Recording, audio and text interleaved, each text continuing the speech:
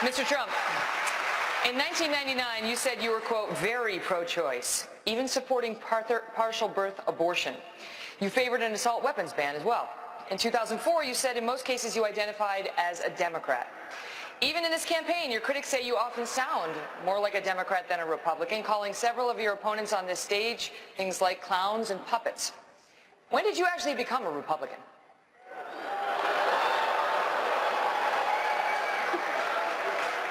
I don't think they like me very much.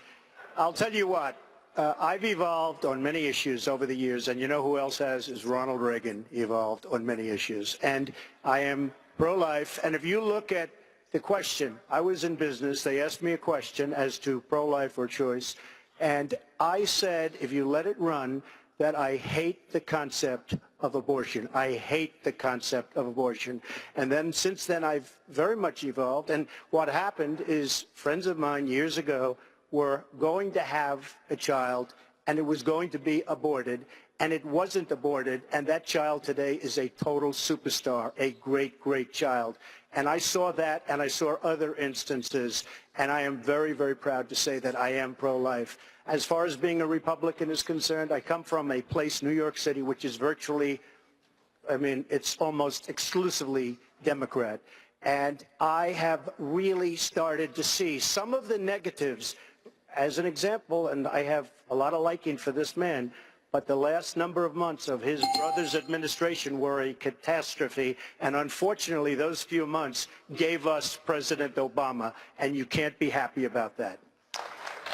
Governor Bush, I want to ask you, on the subject of name-calling of your fellow candidates, a story appeared today quoting an anonymous GOP donor who said you called Mr. Trump a clown, a buffoon, something else that cannot be repeated on television. None of which is true. Is it true? No, it's not true. But I have said that Mr. Trump's language is divisive. I want to win. I want one of these people here, or the ones at 5 o'clock, to be the next president of the United States. We're not going to win by doing what Barack Obama and Hillary Clinton do each and every day, dividing the country, creating a grievance kind of environment. We're going to win when we unite people with a hopeful, optimistic message. I have that message because I was a governor of a state that saw people lifted up because we had high sustained economic growth. Our economy grew at double the rate of the nation.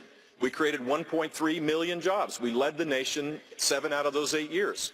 We were only one of 2 states that went to AAA bond rating. I cut taxes $19 billion. If you do that and apply conservative principles the right way, you create an environment where everybody rises up. That's how we're going to win, campaigning in places to give people hope that their life is better, because too many people are suffering today in America. Mr. Trump, 30 seconds. Well, first of all, Jeb, I am very happy that you denied that, and I appreciate that very much. I mean, he's a true gentleman. He really is. The one thing he did say about, and I mean that, the one thing he did say about me, however, was my tone, and I also understand that. But when you have people that are cutting Christians' heads off, when you have a world at the border and at so many places that it's medieval times, it's almost got to be as bad as it ever was in terms of the violence and the horror. We don't have time for tone. We have to go out and get the job done. Subject of gay marriage.